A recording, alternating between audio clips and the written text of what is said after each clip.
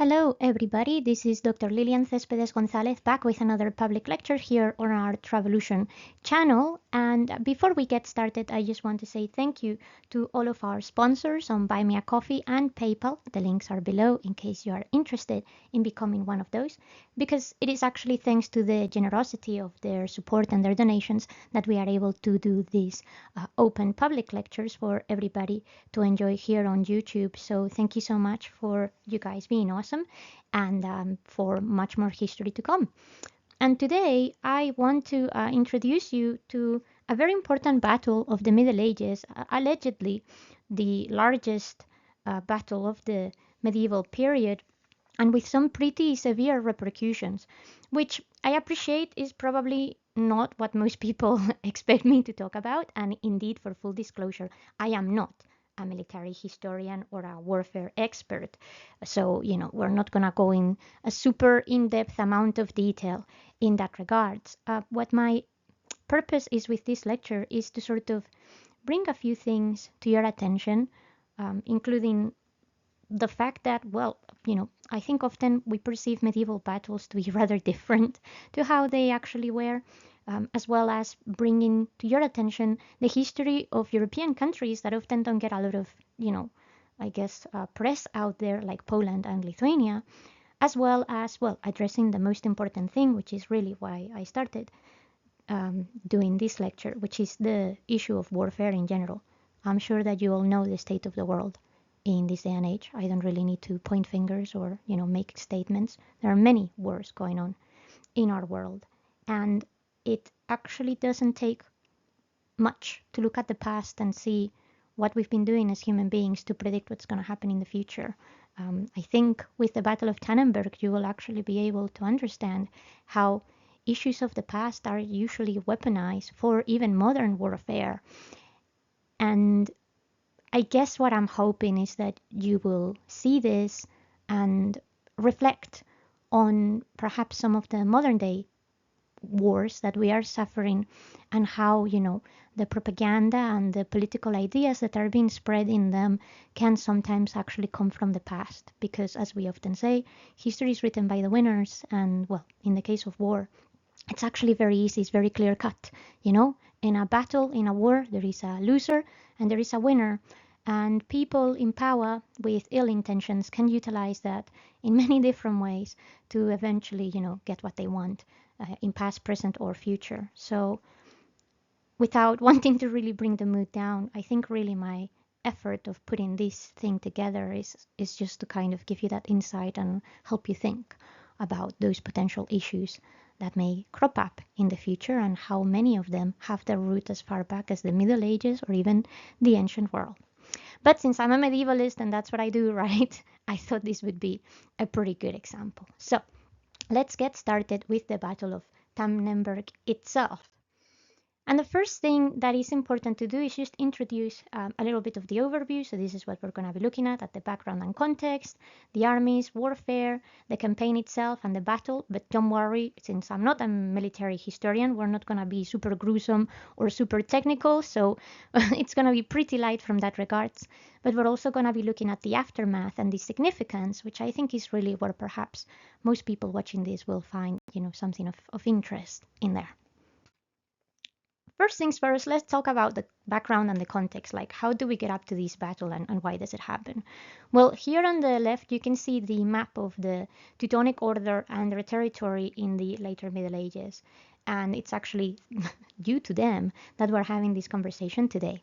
Now, the Battle of Tannenberg 1410 took place in what is modern-day Poland in the year 1410, funnily enough. And it's considered one of the largest battles of the Middle Ages, as well as the one, at least from the medieval period, with highest amount of repercussions. The battle itself is part of the much more larger Baltic Crusade. This is actually part of the later Crusades, where there is a shift towards paganism in Europe. In the case of the Teutonic Order, which had originated from the Siege of Acre in 1190, essentially they have a little bit of a situation in the Crusader states in the Holy Land. Everyone else expanding very fast. They are not necessarily having great prospects for their own expansion. So they decide to move their operations over to Europe in the hopes that that allows them to grab some more territory. And as you can see in the map, well, they didn't really do bad for themselves. But the issue here is that in order for the Crusaders to be, successful, there needed to be something or someone to crusade against. And that in Europe in the later Middle Ages is tricky. However, much to probably the surprise of many people, I am here to announce that Lithuania was actually considered the last pagan community of Europe. They had not properly converted to Christianity, and any previous attempts had essentially been not terribly successful. So we do have evidence of paganism and similar practices happening as late as the sort of mid of the 14th century. Well, this kind of changes in the year 1386 due to a marriage between Poland and Lithuania, of which we will talk about more in a few moments, which leads to a pretty important alliance and the conversion of Lithuania as a country, since Poland, believe it or not, were actually a huge bastion of Catholicism at this moment in time. So it was part of the deal. But as you can see here from the map, these two are the direct neighbors of the order. So the Teutonic Knights essentially get a little bit concerned that their neighbors are starting to get big and scary, and they decide that they're going to use the pretense of this conversion as grounds to attack and try to protect their lands and potentially gain some more. Essentially, they just claim that the Lithuanians haven't actually been converted. It's all, false and shenanigans, and that is how everything sort of comes to a boil. But there is a particular area of the map where the tensions build up, and that is the area of Samogitia.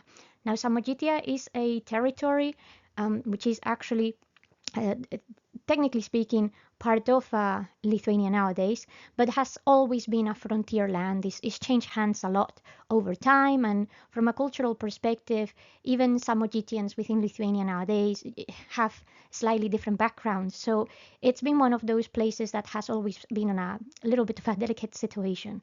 And well, the issue here is the following. Samogitia previously was actually part of the territories of Poland and Lithuania, but had actually been granted over to the Teutonic Knights in 1398 through the Treaty of Salinas, which was, essentially how these giants ended up in a kind of state of peace for a little while. But the issue is that, as you can see, the area that we have in here is essentially Western Lithuania between the Teutonic lands, Prussia, and Livonia, and it's an area that has too many contested frontiers, and as a result, it was quite prone to rebellion. So what happens is that in the early 15th century, Samogitia seems to go to a series of bad famines, and as a result, Poland feels that it's their need and duty to actually send some supplies to protect their Samogitian brothers. And of course, the Teutonic Order decides that this is a conspiracy and that the Polish are just sending weapons and spies to stir a rebellion, and therefore they're going to go and seize them. As a result, sparking the, a flame of war and allowing Poland to declare war on their perfectly legitimate supplies, as far as we're concerned. But because of the previous treaty I had mentioned, they are in a period of truce, so they cannot go directly into war. And, they essentially have to wait until the 24th of June, 1410, when the armistice is over, to actually go and hit each other with swords.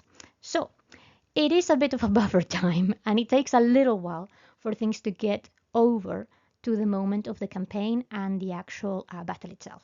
But now that you understand the background and the context a bit better, let's have a look at what comes next. So I would like to just run over the armies just very superficially so you can understand what the issue is in the battlefield and how things sort of develop. So we will start over with Poland. The man here in the very dashing uniform, by the way, is King Jogaila or Vladislav II, but I'll get onto him in a moment. Now, the Polish army counts with, we reckon, around 20,000 soldiers. The army of the Polish is actually organized in something that we call banners, and these banners are essentially like a family or district units, and each of these units is at the same time divided in 50 to 120 lances of 2 to 5 men each.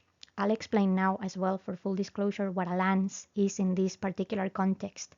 A lance, in these military terms, is essentially formed by a knight and less armored retainers. And in case you don't know what retainers are, let me explain.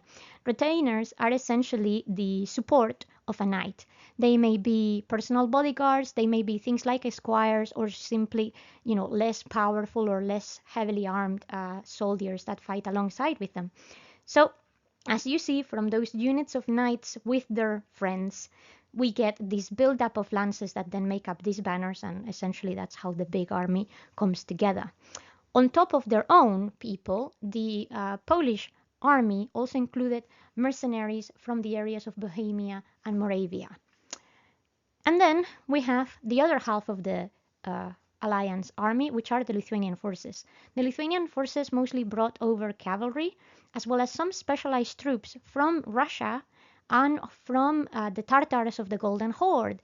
And this will be important later on, these two specific, special troops, because, well, they're actually going to play some interesting roles in the battle or the development of the issue of Tannenberg overall. Well, let me jump ever so slightly to the right so we can see what the Teutonic troops are packing. The Teutonic army actually barely had any knights, which is not a good start. In fact, the majority of the Teutonic army was mostly built with members of the order who were secular members instead of crusaders themselves. And you're probably thinking, well, hang on a moment. If they're crusaders, surely they have to be like monks or something. Well, yes, in theory, that's normally how things go. But, money doesn't grow on trees, and nor do troops. So sometimes a lot of these crusader armies do allow secular members of staff in exchange for the aforementioned supplies. So you don't have to be a monk or a member of the monastic order from a religious perspective to actually belong to some of these. It depends, by the way, from order to order. They have slightly different conceptions of how they should run, but in any case, that is how it applies for the Teutonic army. Now, on top of that, they also have troops from Prussia, as well as Bohemian and Italian mercenaries and other crusaders. So other brothers from different crusader states come over to help. And their full army, we reckon, comes up to about 15,000 men. I will actually discuss the numbers a bit more in depth in a few moments because it does matter, but this is roughly the whole shebang. Now, the majority of the members of the army who are in cavalry or specialized troops are just ordinary foot soldiers. This is the case on both sides. And these foot soldiers were armed essentially with hammers, war hammers in this case, flails, and pikes. And this is important so we understand what happens later on in the battle. Well, now that you understand this a bit better, let me tell you about the leaders of the armies. So, since we are still on the Teutonic knight side of things, let me introduce you to the 26th Grand Master Ulrich von Jungingen, who was Grand Master from 1407 to 1410. As you see, he doesn't necessarily last very long. The story of this man is the following. He came from a relatively wealthy Swabian family, but as the younger of the heirs of the family, as one of the younger children, he had essentially no claim, no lands, nothing to do. So both him and his older brother are actually going to be sent over to the order for that purpose. This is something quite common in the Middle Ages, sending the later male children particularly either to a monastic life or, in the case of, the later Middle Ages, also quite appropriately to crusade, just so that they can do something that can bring honor, glory, riches, whatever, to the family and their names. Well, his brother would actually be the previous master of the order, who was actually a lot more diplomatic than Ulrich is going to be over here. And unfortunately, his hot-headed, or at least seemingly hot-headed, or at least a slightly ill-tempered personality is potentially going to cause some issues for him, as we will see in a few moments. Well, bouncing onto the other side of the battlefield, we have Vladislav II. This is the King of Poland, who becomes King of the Crown Kingdom of Poland in 1386 until the year 1430 1334. However, spoiler alert, our man had already been the Grand Duke of Lithuania since 1337 until the very same year, 1434. And you're probably wondering, whoa, okay, so how does he end up, being one thing and the other? Well, Vladislav II of Poland, which is his Polish name as a ruler, is actually Jogalia or Jagiellio, depending on which source you use to refer to him. And this man, who was the Grand Duke of Lithuania, will marry the Queen of Poland, Jagwida. By the way, I am very sorry, my Baltic and Central European languages are not up to scratch, but hopefully I'm not butchering the language too much.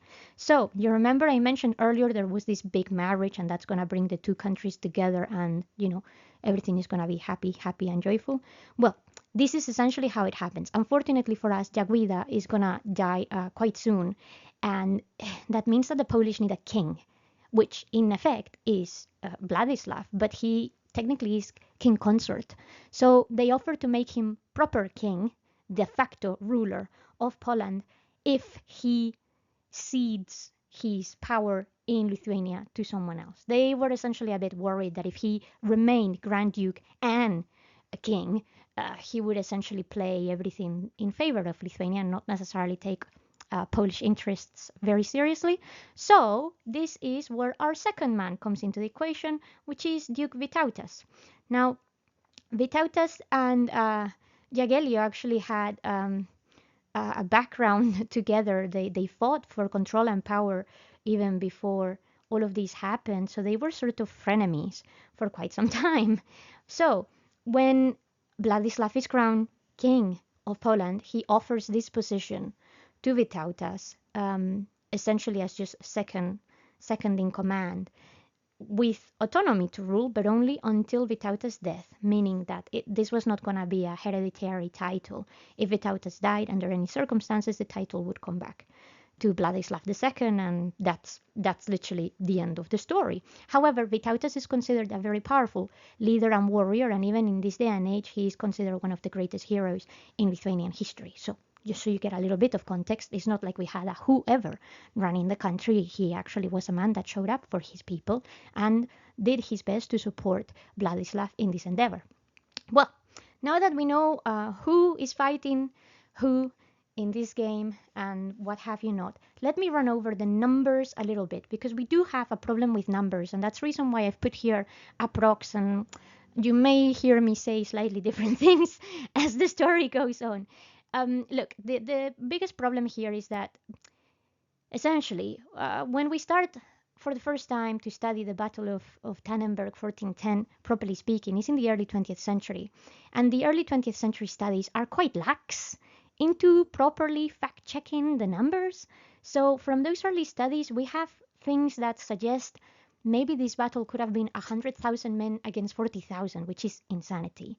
And why do I say it's insanity? Well, consider that literally a few years before this battle happened, Europe just went through the Black Death.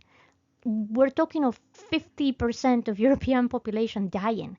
It's relatively unlikely that Poland and Lithuania would be able to pull together a 100,000 men army. They had large populations, but we're talking of big tolls in terms of death in here. And not just that, we just don't see those numbers normally in medieval warfare, or in general until very modern warfare, when we're already talking about cannons and things like that. So what's the deal here? Well, we frankly don't really know. We think that perhaps these numbers were not properly, looked into, and they were made up essentially. But well, they've been revised throughout modern tradition, and there is still sometimes a bit of a spat, depending as to whether you're looking at German or Polish historiography. The numbers may benefit or hinder one particular side of the story or another. So if you have interest in this battle and you've seen different, numbers in this regards, it's not you, it's us. It's definitely us. We really cannot quite entirely come together to a proper agreement, although more recent revisions of the battle, including archaeological surveys that took place in the last decade, actually get us closer to a consensus in which at most we accept 40,000 versus 27,000. But the figures that I'm working with come mostly from the work of Stephen Turnbull and a few other sources that I'll give you at the back, alongside with what the archaeological evidence are bringing forward, because, well, they seem to bring in us interesting revisions. In any case, 20,000 men in the Middle Ages fighting in one single battlefield is still a lot of people. So, don't let the higher figures, intimidate you in that regards. 20,000 people against 15,000 is still a big scrum in that regards. So, with that in mind, let's move on to the battle. Before the battle, there is, of course, a period for campaigning. And I will go through this relatively lightly because I just need you to understand people just don't suddenly turn up to a battlefield and start smashing each other with swords. That's not how war happens. At least not in the Middle Ages anyway. There are actually rules as to how to fight. There is such a thing as a causus belli, which literally means a reason for war. And this is something that you need to take seriously. You are not allowed to just go and hit somebody because you can. You need to have reasons. You need to do it properly. Otherwise, you can get in trouble. And we can see this many times in Europe, particularly through conflicts in the Holy Roman Empire, being actually quite troublesome. So in any case, because these people had a truce that they had to actually comply to, they couldn't just go into battle directly. They needed to wait and prepare. And that's essentially what they do all the way up to 24th of June, 1410. And during this time, what they're doing is essentially recruiting soldiers, preparing for the campaigning, because that requires mobilizing people, not just soldiers, but people that will feed those soldiers and the required supplies to actually keep everybody safe, fed, and happy. So it's not the end of the world, the fact that they need to wait. But as soon as the truce is over, we see movements on both sides of the equation. So the Polish-Lithuanian army will gather at Czerwinsk, while the Teutonic orders essentially start rallying their troops at Kawernik. And then we see something quite interesting. It seems that the Polish and Lithuanian army start raiding and assaulting smaller settlements of the Teutonic Order in order to essentially just gain leverage over their enemies. So that is how on the 9th of July we become aware of the assault of Tannenberg, and then on the 13th of July the Lithuanians capture and raid Gildenberg. It's important, and it's something that is done a lot in warfare, raiding the land of your enemy to ensure that they have no way back. And if they do, they are not going to find food or things that could be useful for them. So this is not necessarily novel to the Battle of Tannenberg in any way, shape, or form, but it's just so you understand a little bit how these things happen. And then eventually on the 15th of July, both forces meet in a specific area, which is where the battle will take place. Essentially, the two forces had been seeking each other out. This was not necessarily a, hey, I meet you in the car park at the 3 p.m., bring your friends, But the general understanding is that there is going to be a place where the two armies will gather, and that is where the fight will happen. And of course, it's important to choose a place where you fight with a little bit of care and caution. Otherwise, as history has taught us, you could end up in a bit of a pickle. Well, let's talk more about this battlefield. Because you see, in the slide now, you're going to see two maps. Well, it's essentially the same map, but just with a revision. So on the right-hand side, you have what we actually thought was the original movement of the two armies based on essentially sources from the early 19th century all the way up to relatively recently. This is the map that we were using to understand the development of the campaign and up to the Battle of Tannenberg and until literally the last 20, 30 years. Well, as you see on the map on the left, things don't change too much in terms of where they meet, but it changes slightly the way they advance. Not so much from the Teutonic side of things. It seems that the Teutonic order and our information about them has been more or less reliable, but it does change definitely the approach that the Lithuanian and Polish army had. And that is what's actually going to lead to also the revision of the name of the Battle of Tannenberg 1410, which I will explain in just one moment. But this is just so you understand, how things develop and where the meeting points are. Well, Let's talk about the battle. Now, this is known as the Battle of the Three Names because, depending on the sources and depending who you ask, this is the Battle of Grunwald or the Battle of Tannenberg, 1410, or the Battle of Zalgiris. Specifically in Lithuanian sources, it is Zalgiris. That is literally what it comes to mean, which, if I remember correctly, means like the green forest in Lithuanian. And then the issue between Tannenberg Grunwald is because of the following. The traditional understanding suggested that the site of the battle took place between the locations of Grunwald, Tannenberg, and Ludwigsdorf. But more recent research, like what I've just shown you in the previous map, actually confirms that the archaeological evidence suggests that this was not so much in between these three sites, but actually much more closer and clearly located in the south of Grunwald. So, modern scholarship, since about 2018 onwards, prefers the use of the Battle of Grunwald to refer to this subject. Historically, it has been known as the Battle of Tannenberg 1410 because there is a second Battle of Tannenberg of which we will talk about in a few moments. But all of these three names are essentially interchangeable. And the reason why I still refer to it as the Battle of Tannenberg is because when I started studying this in my undergraduate degree all those years ago, and the very first time that I encountered this, it was before the revision of that big archaeological research was done. So we were still calling it Tannenberg, and for me it's always been Tannenberg. But in honesty, I should be calling it the Battle of Grunwald because, well, that's the proven, untested method in that regard. So, but as you see, nomenclature matters, and it's something that we historians quarrel over, particularly in military terms. In any case, there actually are a lot of sources that tell us about the Battle of Tannenberg, and is quite a good thing because that actually allows us to build a relatively, balanced story as to what happens on the event. We have Polish chroniclers, we have letters from Vladislav himself, as well as other officials, as well as a German chronicler that actually tell us, what the big issue is. But in the middle of all of this, there is a strange incident, which is known to us as the Two Swords episode, and that we're not entirely sure if it's apocryphal or if it's real. So bear with me and I'll explain. So prior to the battle starting in the morning of the 15th of July, we know, or apparently we're led to believe, that Vladislav is just happily doing his morning prayers because, his army has settled camp, when he's interrupted several times, I will point out, by his knights to just be told that the enemy forces have arrived, which is relatively common from what we understand in campaigning terms, and they need to prepare for battle. And it seems, for whatever reason, both sides of the affair take an awful amount of time to actually meet in the battlefield. So again, it's not that, oh, hey, here is the enemy army, let's just go smash them.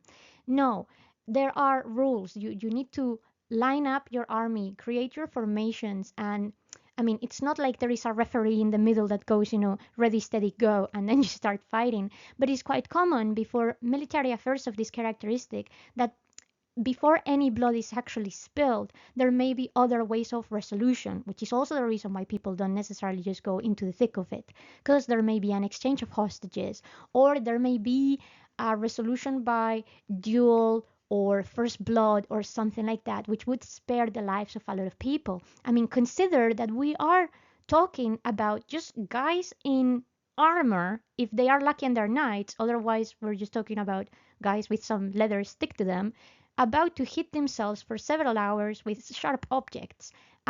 People don't want to die. We have this misconception that open battles are common in the Middle Ages. No, the movies have done you wrong.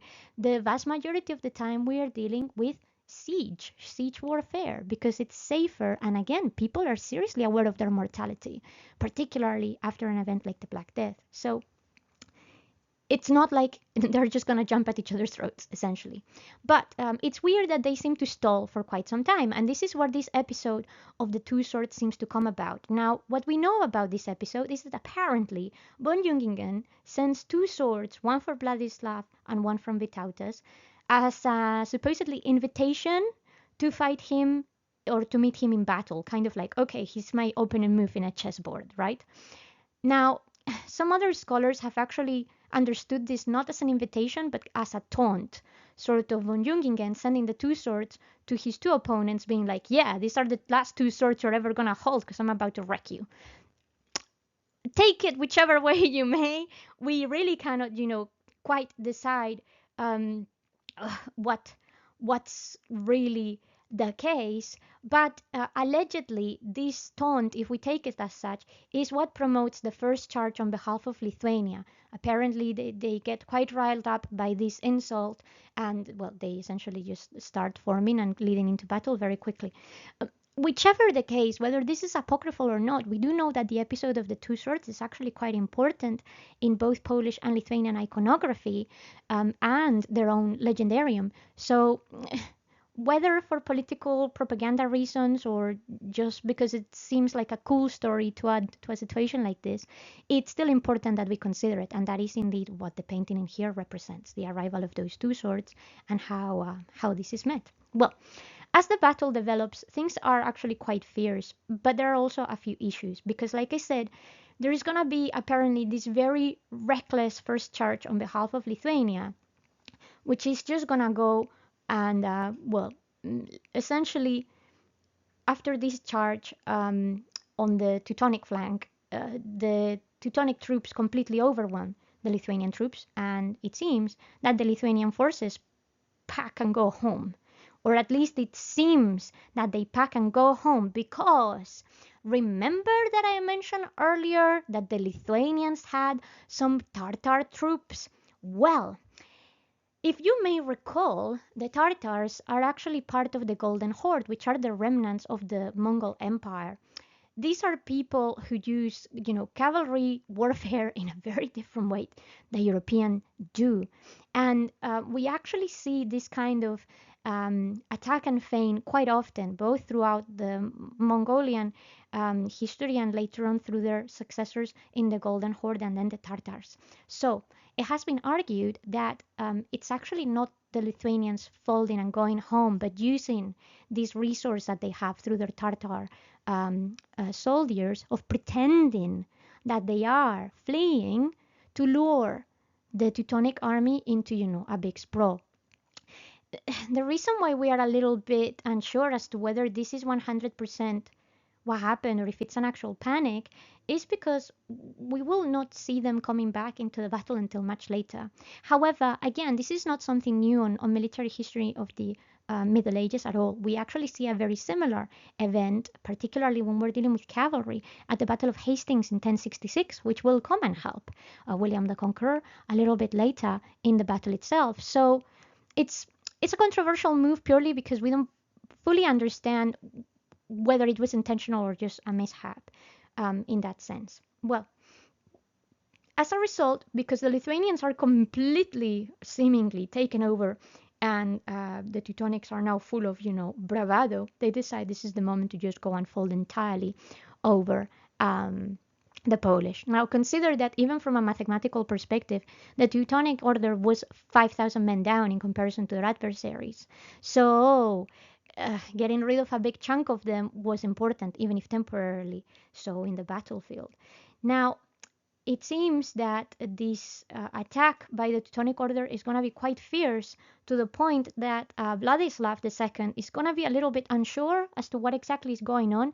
It seems that he's taken over by the sudden relentless attack, and he actually gets quite severely injured until, ta-da-da-da, out of the blue, the Lithuanians appear back in the equation. But we're talking like really late in the battle. It was on the edge of a sword that we're talking about, and the Lithuanians come through the rear of the Teutonic Order, essentially denying them any kind of retreat, and just in time to help save the king, who had been seriously injured, and situation was quite worrying. So this is the reason why we're on the edge on exactly what happens with this Lithuanian maneuver and the general development of the battle. But in any case, because the Lithuanians arrive at this moment in time through the rear, is going to catch the Teutonic forces entirely by surprise. And, well, as a result, they are not really going to be able to defend themselves against this, and this is going to cause a huge amount of death on the ranks, including the death of von Jungingen, the 26th Grand Master, and the huge demoralization of the army. So this is how the battle goes, essentially. And you'll be thinking, cool, okay, so what else? Well, the what else matters, because the aftermath of the Battle of Tannenberg is quite important. Now, for the sake of transparency, I'm just going to disclose some numbers because I think it's important to understand how many people may have died as a result of this, particular affair. But because of that, and because I appreciate not everybody wants to hear these things, I'm just giving you a forewarning now, so that if you don't want to know how good or bad the general outcome for these poor soldiers was, you can cover your ears and sort of stop listening to me for about a minute. Well, the direct aftermath, of course, of any battle is the number of casualties. It's the nature of war. And on this particular occasion, and despite our sources being abundant, we're not entirely clear on exactly how many people die. The language, it seems to be a little bit, I guess, ambiguous. So we cannot entirely make up our minds if it is actually 8,000 in total for both sides, or 8,000 on each side of the army and the field itself. Which of course would put the total numbers up to 16,000, therefore equaling more than what Teutonic soldiers actually brought into the field.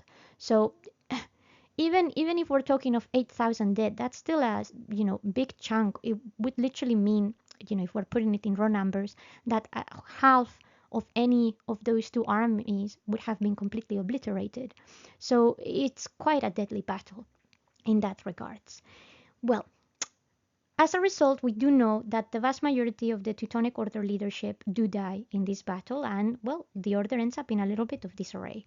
So, as a result, the Allied forces of Polish and Lithuania start marching towards the headquarters of the order in Malbork Castle, which is what you see here on the screen, by the way. And they actually reach this by the 26th of July, so, about 10 days later. Now, in the process of getting there from Tannenberg, Grunwald, they had captured other sites, other castles specifically, that had been at the care of the order. And most of them hadn't really been much of a problem. They had just straight up surrendered. But when they arrived to Malbork, although they were expecting them to essentially fall down and, give up, they do encounter a lot of resistance, which sort of catches Vladislav a little bit by surprise. And it's actually going to hinder them, because the siege that they are now going to have to lay on this huge, important fortress, because Malbork Castle, although it may seem small to you from this little image, I promise you, it's not, is actually going to last all the way up to the 29th of September. Now consider that at least the Polish-Lithuanian army had been campaigning since June. We're talking of over 3 months of campaign and fighting, to then have to deal with this extra siege, which will last a lot. So it's not necessarily pleasant in the way that it goes, but nevertheless, they do actually take over Malbork. And this will lead to yet another battle on October 10 of 1410, which is in Koronovo, which will be the final blow to the Knights of the Order. As a result of these defeats at Tannenberg, Malbork, and Koronovo, there is a peace treaty signed in February 1411, which we call the Peace of Thorn, and essentially it means that the Teutonic Order has to return back lands that originally or traditionally would have been in the possession of Poland and Lithuania. But that's not it. That's not just all of it. That's enough of it, but not all of it, because from this moment on, the Teutonic Order are gonna take a big fall. They weren't having the greatest financials as this affair starts, and with this is all gonna get a lot worse. Plus, their reputation is gonna be completely tarnished, because, supposedly, in the eyes of everyone else in Europe, they were here to put down these last pagans, and instead their god, for the lack of better words, their ass is kicked. So I'm sure you realize that means that their relevance is going to be very minimal from this moment on. They essentially become mercenaries more than anything else. And there's actually going to be a lot of internal struggle, because, well, since the vast majority of their main, leadership dies in the battle or in Malbork itself, everybody is going to try to replace them, and this is going to leave open a big, field for internal struggles and power politics. But believe it or not, this is also going to have repercussions for that golden horde we were talking about and those Tatars. Well, and you'll be wondering why. Well, essentially, the general alliance of Poland and Lithuania is going to be really a big problem because in previous dealings that some of the leaders within the Golden Horde had, they essentially kind of leverage their political relationships with Poland and Lithuania for their own gain. And well, at this moment in time, the Golden Horde is going to find itself in constant and internal conflict.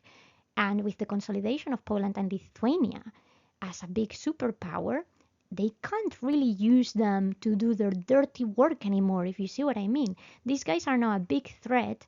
They are literally gonna stop dead on that border the advances of the Golden Horde, because believe it or not, the Golden Horde, that remnant of the Mongol Empire, came all the way to the eastern frontier of Europe, and more importantly, they are no longer going to be there to satisfy this lord or that lord. They are the ones calling the shots.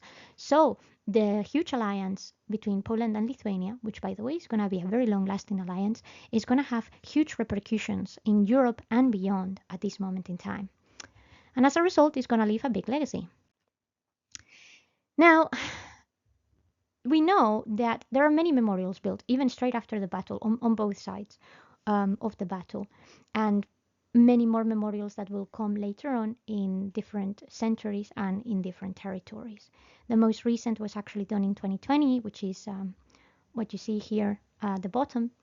And we know that in 2010, the Bank of Lithuania issues out the commemorative coins as a result of the 600-year anniversary. So, there's been plenty of occasions to celebrate this. Now, over different periods in history, we know that both Poland and Lithuania are actually going to use the victory of their countries over at the Battle of Grunwald, Tannenberg, as essentially a way of opposing Germanization and Russification in more modern times, due to their opposition to the expansionism of both of these nations. Because if you think about it, Poland and Lithuania are quite literally in between Russia and Germany, so they will be affected by this. Now, all of this takes on a whole new level when we get to the First World War, which is actually the picture that you have here on the top left. This is the Second Battle of Tannenberg, or Tannenberg 1914. This is a battle that is actually fought between Germany and Russia, and it was actually used as German propaganda to reestablish the status that they thought had lost with the pickle that the Teutonic Order had gotten themselves into. In fact, this doesn't stop just here. The situation in Tannenberg, past and present, is actually utilized by the Nazis. Because you see, the Nazis will actually use the Teutonic Order and their work in the area as propaganda to justify their march over Poland and the destruction of Polish heritage, which was quite literally issued by Himmler, essentially saying we need to, I can't remember the exact words, so I'm very much paraphrasing in here, but Himmler comes with this grand speech about how this is essentially, retaliation for the damage caused in the past. So that is how Germany is going to try to manipulate Tannenberg, past and present. But so will the Russians, and you'll be thinking, well, but the Russians weren't even part of this. Well, hang on a moment, because you may recall that when I was going through that army list, I very specifically said that the Lithuanian troops had some units from Russia. Now, Russia, at this moment in time, in the later Middle Ages, isn't a particularly big power player. That's going to come a little bit later.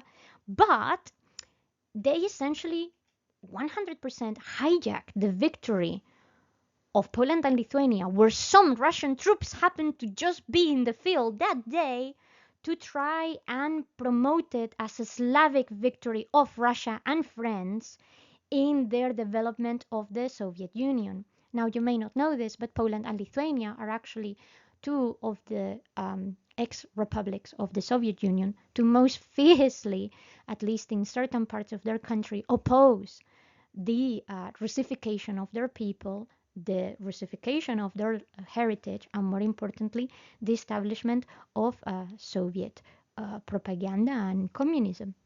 So, uh, for them to see how essentially a very minor uh, part of their army tries to say, oh, yeah, we were totally there, and it's totally thanks to us that this was all good for our Polish and Lithuanian friends, it's quite insulting for obvious reasons. But even minor little things like that can really turn into huge political affairs, as you see. Well, aside from that, I would really like to bring some attention to the archaeological work that has been done into this site. Because, some of the first archaeological bits and bobs that were done here begin in the early 1900s, mostly by amateurs, like many things were done back in the day. And it will not be until the 1950s and 60s where things are taken a bit more seriously, and actually the new site for the commemoration of the Battle of Tannenberg and the museum are built. But as they start digging, they don't actually find an awful lot. You think that a battle with so many people would leave a fair few remains, and we just don't find them, which is what leads to the theory that we got the battlefield location all wrong. So, as a result of this, essentially as a result of poor archaeology, which is something that happens quite commonly in history, by the way, there is going to be a new research team led by both Scandinavian and Polish colleagues that would put together different proposals and ways of approaching the situation between 2015 and 17, and with the new excavations in the new area where the new map has led us to, suddenly they start unearthing artifacts left, right, and center with count for these things going way over 1,000 bits and bobs, which is massive. We're talking of a huge archaeological find, particularly, considering that normally when we go and dig somewhere, we're lucky to find a couple of bits in good condition. So the legacy of the Battle of Tannenberg is not just remarkable from the point of view of history and political propaganda, but even from archaeological, perspectives, it's actually given us a lot of insight on how things need to be revised, particularly when, assessments haven't been done in nearly 100 years, and that it is easy for us to get things wrong, even if marginally. And you may be thinking, well, one village here, one village there, it doesn't really make a difference. Sure, in terms of the general narrative, it doesn't. But from the point of view of actually finding things and looking at the truth behind those things, it does make an awful amount of difference. So as you can see, the Battle of Tannenberg 1410 has been quite insightful in more than one way. Well, before we wrap this up, I just wanted to put in here some further readings. I always like giving you guys the chance to actually go and find things on your own. Now, I have bad news. If you are only an English reader, there is not an awful lot that is easily available to the public. There is a lot more from an academic perspective, but that means they are behind a very expensive paywall, la. But these are some of the best or easier to find resources out there. I think if you don't know anything about the Battle of Grunwald and you just want to, get started into it from a relatively layman's perspective, the book by Charles River is relatively accessible, and I would recommend you starting here. But since it's important to actually look outside of the Anglo-centric view that we have in history, particularly military history, which has traditionally been very dominated by both British and American scholars, I really recommend that if you can find it, you find the one by Yukas, which is the second one on the list. It's a lot more heavy in some ways, but I also really like a lot of the insights that they bring into the equation, because I think they just bring a very different perspective that it's important to be taken, on board. Then, for the sake of understanding the general background of everything that's been going on in this particular, battle, William Urban and the Last Years of the Teutonic Knights is a classic. If you want to understand military history, specifically from the point of view of the Crusaders, Urban is really the go-to place. And it's not just, the Battle of Tannenberg, it's just how the order develops, which also gives you a general amount of, insight into the Crusades overall and Europe in the later Middle Ages, because everything at the end of the day is intertwined. And finally, like I said, The research that I've carried out relies very heavily on everything that Stephen Turnbull does. If you know your military history, you know that Prof. Turnbull is actually an authority in here. So yeah, he knows more and better than me. So please go and check out the book. By the way, I think at least one of the books that Turnbull has written on the Battle of Tannenberg is part of the Osprey military little handbooks, which are quite affordable and accessible. They have a lot of images, particularly maps, which make things like, understanding the morphology of a battle and things like that a lot easier. So I really recommend that you go and look into there.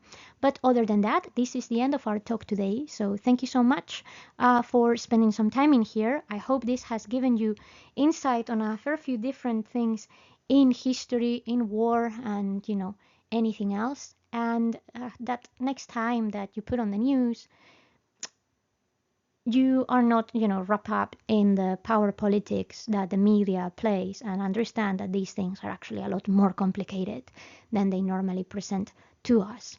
And on that note, once again, many, many thanks to our sponsors on Buy Me a Coffee and PayPal for allowing us to keep on bringing this kind of lecture over to everybody that will listen to us.